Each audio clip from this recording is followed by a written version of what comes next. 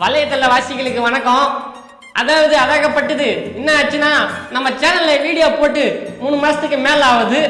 என்ன காரணம் பாத்தீங்கன்னா, நாங்கெல்லாம் யாருன்னா ரீலு இறங்கினா ஜெயிலு போட்டா பீலு. ஐயோ தலைவரையா, நீங்களே ஏதோ 4 வீட்டுல டைல்ஸ் ஒட்டி பைப் ஓட்டிருந்தீங்க. உங்க பைப்ல யார் யார் மண்ணெளி போட்டுன்னு பார்த்தா என் கூட இருக்கிற கூட்டாளியே தாங்க எனக்கு சரி பண்ணிட்டானுங்க. எங்க அம்மா எவ்வளவு சொல்லிச்சு, அவங்க எல்லாம் சேராத. ஐபிசி செக்ஷன் 307ல எஃப்ஐஆர் பதிவு பண்ணி இருக்கிறாங்க. அன்னைக்கு ஒரு 3-4 மணி இருக்கும் டைமு. ஃபோன் வருது, இந்த மாதிரி பங்காளி ஊரில் என் பெரியப்பா பசங்கள்லாம் சொத்து ஆட்டையை போட்டாங்க, வா பங்காளி என்ன போய் பண்ணுவோம் அப்படின்னு. நான், என் ஃப்ரெண்டு, இன்னொரு ஃப்ரெண்டு, நாங்கள் ஒரு 3 பேர். நாங்கள் 3 பேர் எங்கே போனாலும் ஒரு கலக்குவோம். அந்தமாரி என்ன பண்ணுறதுன்னு பயண தோசத்துக்கு வண்டி ஏறி போயிட்டோம். நம்ம ஃப்ரெண்ட்ஷிப்லாம் எப்பவுமே மாமன் மச்சான்லாம் கூட மாட்டோம். வா பங்காளி போ பங்காளின்னு பங்காளி முறையில் தான் கூப்பிடுவோம். அதுமாரி இருக்கும்போது நாங்கள் 3 பேர் போனோங்க சண்டைக்கு. அவன் ஆள் பார்த்தா ஆள் நல்லா பல்காக பாடி கிடிமையாக இருக்கிறோம். நாங்கள் 3 பேரும் வத்தலம் சுத்தலமாக இருக்கிறோம். சோழி முடிச்சு நாங்கள் 3 பேர். அவன் ஒத்த ஆள் சும்மா சுற்றி சுற்றி சுற்றி அவன் எங்களை அடிச்சிட்டான். மேட்ரு என்னன்னா, அடி வாங்குதுன்னமோ நாங்கள் தான், ஆனால் ஹாஸ்பிட்டல் போந்து அவன். ஏன்னா Indians not for beginners, village எல்லாமே அப்படிதாங்க இருக்கும். சும்மா கை இப்படி பிடிச்சாலே ஐயோ அடிச்சிட்டாங்க குதி தான் வெட்டிதான் அப்படின்னு சொல்லுவாங்க நம்ம ஏரியா பக்கம் எல்லாமே. அந்த மாதிரி தான் போய் ஹாஸ்பிட்டலில் பார்த்துக்கின்னு சீரியஸாக இருக்கிறேன்னு கேஸ் போட்டான். என் ஆசை நிறைவேறிடுச்சு, நீ ரவுடி ஆயிட்ட. மறுநாள் காலையில என் ஃப்ரெண்டு சொல்றான், ஏய் பங்காளி, இந்த மாரி ஊர்ல போயிட்டு அடி வாங்கணும்லாம் சொல்லாத, நமக்கு அசிங்கமா போடும், அடி குட்டோன்னு சொல்றா, கெத்தா இருக்கும் அப்படின்னு. அவன் பேச்ச கேட்டுன்னு வர போற எல்லாரையும் நாங்கள் வெட்டி பார்த்தா அடிச்சு நிற்கிறோம். அப்புறமேட்டு பார்த்தா போலீஸ் வருது. போலீஸ் ஆண்டி என்ன பண்றதுன்னு வெட்டி பார்த்தா விட்டோம். பார்த்தா வாங்கடா தம்பி உள்ள போலான்னு போட்டாங்க.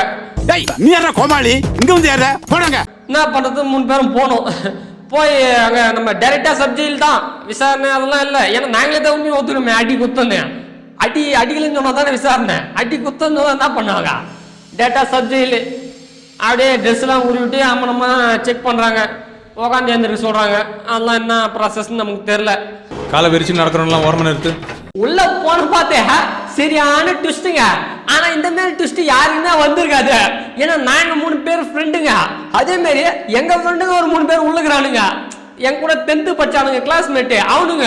அப்படியே சரியான குஷி ஆயிடுச்சு. ஆனா என்னைக்காவது ஒரு நாள் என்னோட 2 ஃப்ரெண்ட்ஸ் என்ன தேடி வருவாங்க. இதுல என்ன ஹைலைட்னா, அவனுங்களுமே 307 தான் உள்ள வந்துக்கிறானுங்க. மைக்கிள், ஜேம்ஸ், மார்டின், அவனுக்கு 3 பேரும் பெஸ்ட் ஃப்ரெண்ட்ஷிப்பு. அது மாதிரி நான், குப்பை, ஏய்மலை, நாங்களும் ஒரு பெஸ்ட் ஃப்ரெண்ட்ஷிப்பு. எல்லாம் என்ன பண்ணுறது. ஆனால் ஒரு மேட்ருங்க, 2017 10th பேட்ச் பள்ளிக்கூடத்து வாரியார் ஒன்று இதை பார்க்கக்கூடாதுன்னு கடவுளை வேண்டிக்கிறேன். ஏன்னா கஷ்டப்பட்டு பள்ளிக்கூடத்தில் உங்களை பாடம் நடத்தினா எல்லாம் இருந்தாலும் ஜெயிலில் போய் உக்காந்துக்கிறீங்கன்னு அவங்களுக்கு ரொம்ப அசிங்கமாக இருக்கும். சீக்கிரம் இந்த வீடியோவை பார்த்துடுங்க, ஏன்னா நான் டெலீட் பண்ணுறேன். ஏன்னா எங்கள் வாரியாரெலாம் யாரும் பார்க்கக்கூடாது இந்த வீடியோவை. 52 கிலோவில் உள்ளே போனேன், வெளியே வரும்போது 56 கிலோ. ஏன்னா அந்த அளவுக்கு நல்ல சாப்பாடுங்க. காலையில் 6 மணிக்கு டீ வந்துடும், 8 மணிக்கு ராவு உப்புமாவு, 11 மணிக்கு சுண்டல் மூக்கல்ல, 12:30க்கெல்லாம் சாம்பார் சாதம் ஒரு முட்டை, அப்புறம் மறுபடியும் 3:30 மணிக்கு வேர்க்கடல சுண்டல் தருவாங்க, 6 மணிக்கு சப்பாத்தி கிழங்கு வச்சிருவாங்க. அள்ளி அள்ளி இறக்கிறீங்களே, இதுக்கு பூரா அந்த கையால என்ன கைமாறு பண்ண போறேன் தெரியலையம்மா. வாரத்தில் ஒரு நாள் சினிமா படம் போட்டு காமிப்பாங்க 3 மணி நேரம். அப்புறம் அது மட்டும் இல்லாமல் பொழுதுபோக்கு நிறைய இருக்குது. செஸ்ஸு, கேரம் போது, தாயக்கத்தன்னு எது வேணாலும் விளையாடி நடக்கலாம், நம்ம எந்த குறையும் இல்லை. அப்புறம் ஃபேன் ஓடினபடியே தான் இருக்கும் நைட்டு பகலும். கரண்ட்டு ஆஃப் பண்ணாலும் ஜென்ரேட்டர் ஆன் பண்ணி விட்டுருவாங்க. சோறுண்டு, சுகமுண்டு, மது உண்டு, மாது உண்டு. அது ஒரு மாதிரி ஜாலியாக இருந்துச்சுங்க. நிறைய பேர் சொல்லுவாங்க, நான் என்னோட ஸ்கூல் லைஃப்பை மிஸ் பண்ணுறேன்னு. அந்த மாரி உங்களுக்கு மிஸ் பண்ணுற மாதிரி தெரிஞ்சிச்சுன்னா உங்கள் ஸ்கூல் பசங்க எல்லாரையும் கூப்பிட்டுங்க. ஏன்னா கேஸ் ஆகினு ஜெயிலுக்குள்ள போயிடுங்க, மறுபடியும் அந்த ஸ்கூல் லைஃப் வந்துடும். ஏன்னா எனக்கு அந்த மாதிரி தான் இருந்துச்சு. அந்த ஒரு ஸ்கூல் லைஃபு பர்மனெண்ட்டாக எனக்கு அந்த ஸ்கூல் லைஃப் அப்படியே தாங்க இருந்துச்சு ஜெயிலில். ஏதாவது ஒரு பாசிட்டிவா பேசணும்னு பார்த்தா தர்தினியம் பிடிச்ச மாதிரி பேசிட்டு இருக்கேன். ஆனால் உள்ள இருந்த மொல்ல மாதிரி பசங்கள்லாம் முக்கியமான கேஸ்ன்னு பார்த்தா 60% பேர் போஸ்கோ கேஸ் தாங்கிறானுங்க. ஒரு 20% பேர் திட்டு கேஸ்ல இருக்கிறானுங்க, 10% பேர் போதை பொருள் கேஸ்ல இருக்கிறானுங்க, ஒரு 10% பேர் அடி வெத்து குத்துல இருக்கிறானுங்க. நம்மள மாரி கேஸ் ஆகணுங்க. சன் டிவி செய்திகளுக்காக சுகுமாரன். நாட்கள் செல்ல செல்ல ஊர்ல பஞ்சாயத்து பலப்பற்ற பண்ணி கேஸ் கொடுத்தவரையே ரிட்டர்ன் வாபஸ் வாங்க வச்சுட்டாங்க. ஏன்னா ரிலேஷன்ஷிப்ல இதெல்லாம் சாதாரண விஷயங்க. அங்காளி பங்காளி சந்தெல்லாம் வருஷம் வருஷம் வந்துதாங்க இது. இதன் மூலமா அந்த ஃபைண்ட் ஆஃப் மாரல் நான் என்ன சொல்ல வரேன்னா, ஒரு ஜன் தத்துவம் என்ன சொல்லுகிறது என்றால், கேஸ் வாங்கறது, ஜெயிலுக்கு போறது, ரவுடிசம் பண்றது, இதெல்லாம் நான் கெத்துன்னு சொல்ல வரல, அசிங்கன்னு சொல்ல வரேன். உன்னைய திருடா சமூகத்துக்கு நீ யாருன்னு பொறுக்கி போயடா. நமக்கு வர திரைப்படங்கள் எல்லாமே ரவுடி, முல்ல மாதிரி, திருடன், பொறுக்கி, அவனை தான் ஒரு ஹீரோவா சித்தரிச்சு படம் எடுக்கிறாங்க. அப்படி அவன் படத்தை நாம பார்க்கும் போது நம்மளோட மைண்ட் செட்ல என்ன வருது, ஓஹோ இதெல்லாம் பண்ணாதான் கெத்து பழகுது, அப்பதான் நம்ம ஹீரோ, அந்த ஒரு மனநிலைக்கு நம்ம தள்ளப்படுறோம். நம்ம ஒண்ணு கேட்டா நம்மள அசர வைக்கிற மாதிரி ஒரு பதில் சொல்லுவார் பாரு, அது நமக்கு இங்க புரியாது, வீட்டுக்கு போனா தான் புரியும். எந்த ஒரு திரைப்பட இயக்குனராவது ஸ்கூல்ல பஸ் மார்க் எடுக்கிற பையனை ஹீரோவா காமிச்சிக்கிறாங்களா, நல்லா ஊக்கமா இருக்கிறவன ஹீரோவா காமிச்சிக்கிறாங்களா?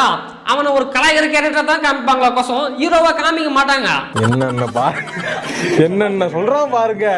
பட் ரியாலிட்டி என்னன்னா, படத்துல ஒண்ணுதான் அவன் ஹீரோவா இருக்க முடியும், நேர்ல ஹீரோவெல்லாம் இருக்க முடியாது.